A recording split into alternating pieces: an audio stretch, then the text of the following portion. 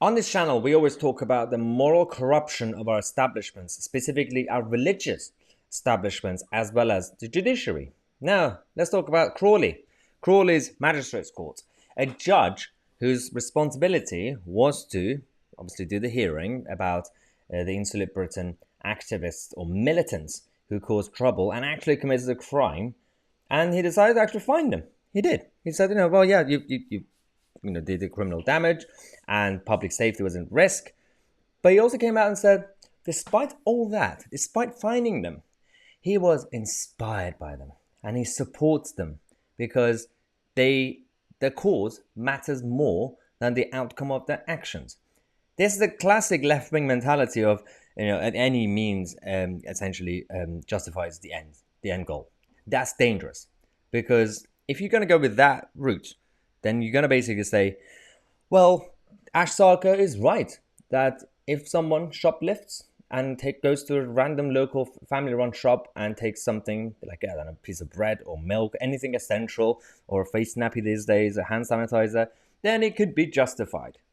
That's dangerous. We still have rule of law. And when the rule of law is not being actually respected by the judiciary, that's the moral corruption that we talk about. When you have the Archbishop of Canterbury coming out to advocate for direct physical force and all this weird stuff that the left does, then that's where society is going to go down. You have to talk about this. You have to point out that these 9 activists who admitted that they actually did all these things, you can't encourage this behavior. You have Mary, Ian, Karen, Marguerite, Bethany, Javier, and Lucy. Each one of them pleaded guilty to willful obstruction of free passage of the highway. And then you had a 54-year-old Webster who came out and said, well, I admit the criminal damage because he left a hard, crusty layer of glue on the window of a police vehicle during the so-called largely peaceful march.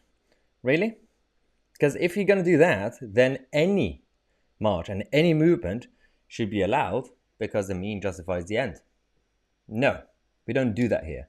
We are not France. We don't go around and burn cars just because we're angry at our government. We don't do violence. And this is exactly why, if you're going to go around and say, well, at least we have the rule of law, we have the judiciary, that we have to respect our so-called Supreme Court as well. Well, these are the same people who didn't even believe in following the will of the people.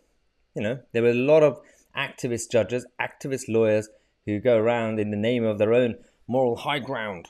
Well, you could have your badge of honor, but it's not real, is it? Because you're going against everything that this country and our culture stands for. And this judge and this so-called Crawley Magistrate Court need to answer a lot of our serious questions.